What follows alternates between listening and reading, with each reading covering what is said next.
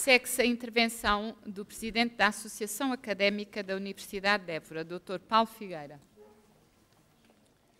Excelentíssimo Senhor, magnífico Reitor da Universidade de Évora, Excelentíssimos Senhores Vice-Reitores e Pró-Reitores da Universidade de Évora, Excelentíssima Senhora Presidente do Conselho Geral da Universidade de Évora, Excelentíssimos Senhores Representantes do Conselho Geral da Universidade de Évora, Excelentíssimo Senhor Diretores das Unidades Orgânicas da Universidade de Évora, Excelência Reverendíssima, Excelentíssimo Senhor Representante do Presidente da Câmara Municipal de Évora, Senhores Deputados, Senhores Embaixadores, Excelentíssimos Autoridades Civis, Militares e Judiciais, Excelentíssimos Senhores Reitores e Vice-Reitores das Universidades Portuguesas, Excelentíssimos Senhores Docentes da Universidade de Évora, estimados colegas, alunos e funcionários, minhas senhoras e meus senhores. Como cidadão português, desde cedo me interessei por questões que em minha casa eram consideradas aborrecidas. Desde cedo me interessei sobre o que estava por trás de tomadas de decisão dos decisores políticos que inevitavelmente afetavam todos nós. Fruto das minhas funções ocupadas na Associação Académica, tenho estado especialmente atento às decisões políticas relacionadas com o ensino, em especial com o superior. E, minhas senhoras e meus senhores, permitam-me que partilhe convosco a triste conclusão a que cheguei. Nada mais, nada menos que vivemos num país muito, mas mesmo muito estranho.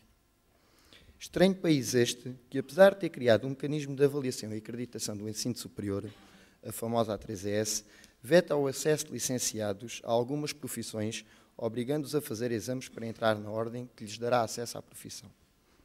Estranho país este que aos funcionários públicos corta subsídios, mas que os quer contabilizar para o cálculo de rendimentos para efeito de bolsas de estudo.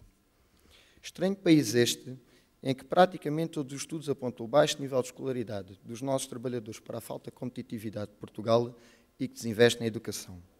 A média de percentagem de população entre os 25 e 64 anos com pelo menos o ensino secundário é de 74% na OCDE.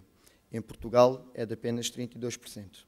Dados constantes no estudo Education at Glance 2012. Estranho país este que não se faz representar na Conferência Ministerial sobre o processo de Bolonha no passado 26 e 27 de abril em Bucareste com um cargo político. Fomos representados pelo diretor da Direção-Geral do Ensino Superior, a DGES, que é um cargo técnico.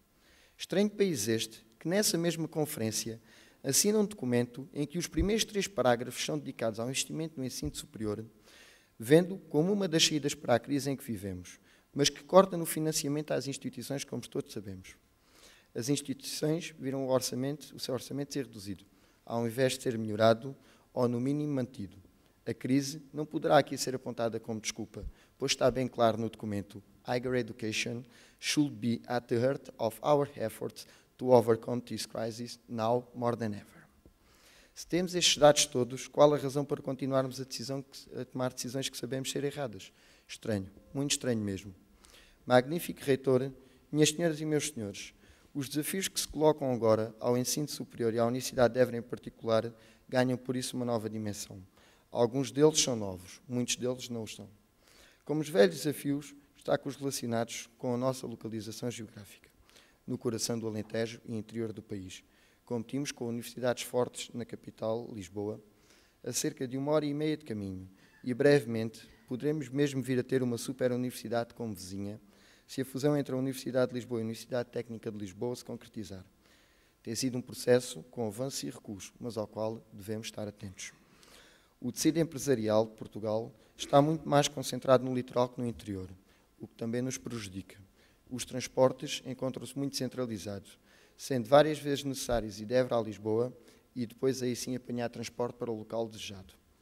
No entanto, o interior, visto muitas vezes como um problema, não é necessariamente mau. No Alentejo, onde nos vêm dificuldades, empresas como a Delta, ou mais recentemente a Embraer, viram uma oportunidade. É deste espírito que necessitamos, meus senhores. Temos apenas de olhar à volta e tomar as decisões acertadas. Aqui também há riqueza. Temos agricultura, temos alguma indústria de extração de pedra em pedreiras, temos o Porto de Sines, apenas temos, repito, de olhar à volta, observar e tomar as decisões que consideramos acertadas na região em que nos inserimos. Papel muito importante e ativo aqui poderão ter as próprias comissões de curso. Estas deverão aproximar-se mais do mercado empresarial. Podem e devem vir aos empregadores, quer seja através da realização de seminários ou de simples reuniões. Devem estar perto dos empregadores e ouvir a opinião deles acerca da forma como estão os nossos estudantes preparados para enfrentar o mercado de trabalho. Que acham as entidades empregadoras da formação dos nossos alunos? Quais os pontos fortes e fracos? Acredito seriamente que isto seria uma completa mudança de paradigma com implicações muito positivas na nossa estrutura. Mas como pedir isto se muitas das comissões de curso não reúnem sequer, ou pior ainda, quando reúnem não convocam o representante dos estudantes, tornando-as meras conversas informais? Magnífico reitor, minhas senhoras e meus senhores, há que mudar isto. Os regulamentos são para cumprir. Sigam o exemplo da comissão de curso do primeiro ciclo de turismo, que incluiu inclusive o representante dos estudantes da comissão de curso no processo de avaliação a que foi submetido pela A3ES. Se aqui o estudante participou ativamente no processo, outros casos houve em que, lamentavelmente, na reorganização dos ciclos de estudo, não se escutou a opinião dos estudantes, sendo estes apenas informados, a posteriori, da decisão da A3ES. Não será certamente novidade para ninguém que a A3ES valoriza muito a participação dos estudantes nos ciclos de estudo. Prova disso é a abertura de candidaturas por parte desta entidade para incluir estudantes nas comissões de avaliação externas. Este estranho país começa agora a cumprir, realmente, algo que dizia já ter feito em 2009, na Conferência Interministerial, a quando do lançamento dos dados para o Bologna Process Talking Report. Pois aí, dissemos que tínhamos já estudantes nas comissões de avaliação. Estas mentiras colocaram Portugal como um dos países com melhor scorecard dos documentos. Em questões de avaliação, a UE tem estado atenta. Não só colaboramos ativamente no Conselho de Avaliação da Universidade de Évora, como estamos em constante contacto com o gabinete da Pró-Reitoria, responsável por esta temática.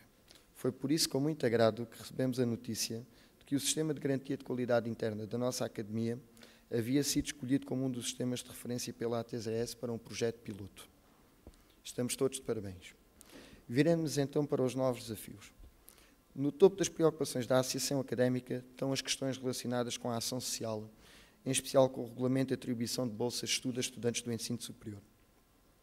Este regulamento, embora seja melhor que o anterior, não corrige questões que consideramos injustas, em especial a não atribuição de bolsa de estudo a estudantes cujo algum dos membros do agregado familiar tenha dívidas contributivas ou tributárias. Esta questão, embora não seja a única a merecer a nossa atenção, é a mais problemática do atual regulamento. É extremamente injusta, pois a bolsa não é uma prestação social. Ela é dada ao estudante e não a um membro do agregado familiar. É uma questão de princípio. O movimento associativo, a nível nacional, elaborou um manifesto para combater esta injustiça, que posteriormente foi transformado em petição. Pretendemos ver este assunto discutido na Assembleia da República. Levá-lo-emos também ao Provedor de Justiça, pois a nós parece-nos ilegal. O eurodeputado Paulo Rangel referiu-se mesmo a esta situação como genética fiscal. Mais uma vez, poderia fazer referência a este estranho país no qual vivemos, pois o artigo 73º da Constituição da República Portuguesa diz, e passo a citar, todos têm direito à educação e à cultura, mas, em verdade, é só aqueles cujos membros do agregado familiar têm a situação contributiva e tributária resolvida. Custa muito saber que há quem queira estudar, tenha capacidades para estudar, mas não o possa fazer por falta de meios.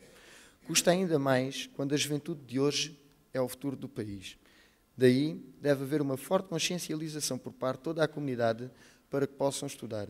O estudo é essencial à sua valorização cultural e profissional. Para resolver situações de estudantes em dificuldades, o Conselho de Reitores das Universidades Portuguesas teve, em passado março, a infeliz ideia de propor um aumento de cerca de 37 € na propina do primeiro ciclo, sendo que este aumento seria utilizado em questões relacionadas com a ação social escolar. O Conselho Geral da Universidade de Évora, infelizmente, aceitou este aumento. A AUE manifestou-se contra desde o primeiro instante. Consideramos que é o Estado e não as instituições que devem garantir a ação social escolar. É, mais uma vez, uma questão de princípio.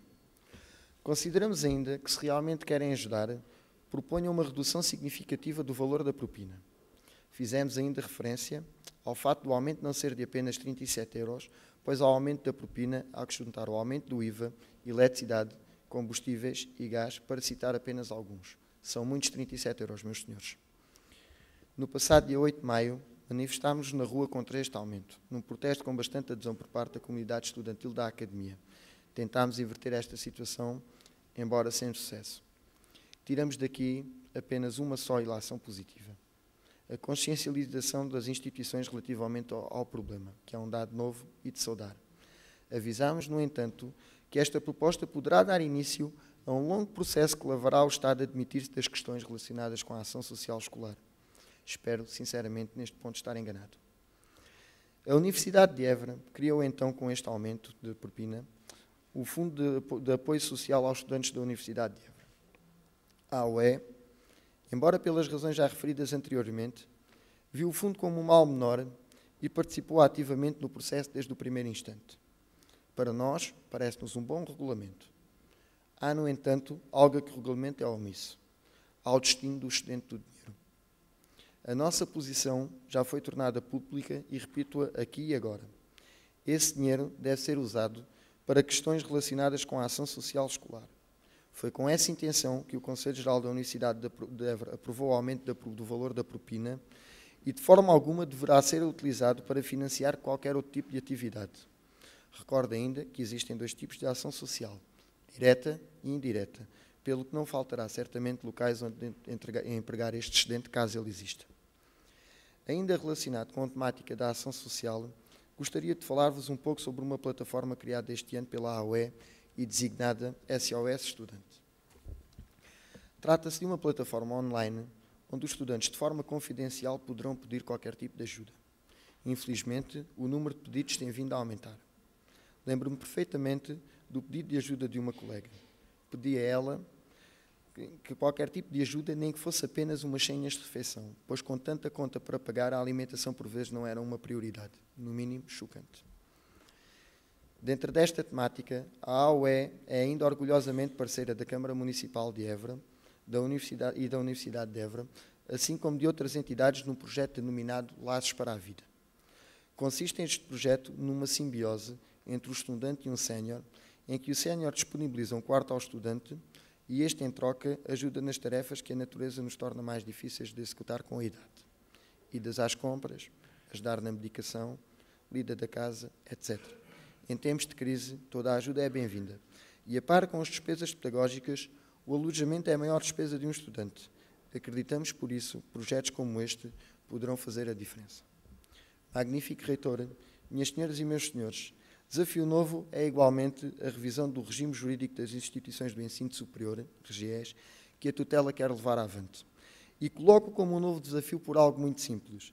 Se é verdade, e faz todo o sentido, fazer agora uma reapreciação do mesmo, pois está na altura, não deixa também de ser verdade que neste contexto, sempre que se faz algo do género, ganhamos deveres e perdemos direitos.